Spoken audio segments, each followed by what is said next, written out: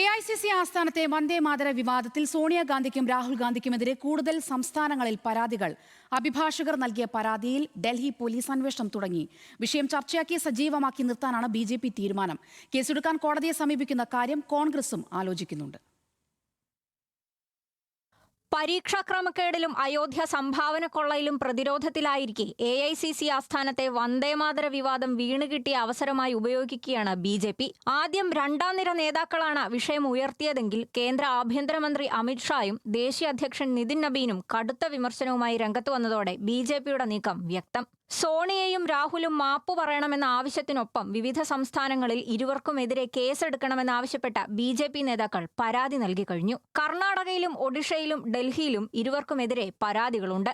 Delhi Indraprastha estate police സ്റ്റേഷനിൽ അഭിഭാഷകരായ ശുഭ് ശർമ്മയും കുനാൽ വിനായകുമാണ് പരാതി നൽകിയത്. സോണിയാഗാന്ധി ആംഗ്യങ്ങൾ കാണിച്ച് വന്ദേമാതരം തുടരുന്നതിലുള്ള എതിർപ്പായി തോന്നിയതായി പരാതിയിൽ പറയുന്നു. വന്ദേമാതരം മുഴുവനായി ആലപിക്കാറില്ലെന്ന് രാഹുൽ ഗാന്ധി പറയുന്ന വീഡിയോയെക്കുറിച്ചും പരാതിയിൽ പരാമർശമുണ്ട്. പരാതിയിൽ അന്വേഷണം തുടങ്ങിയതായി ഡൽഹി പോലീസ് പ്രതികരിച്ചു.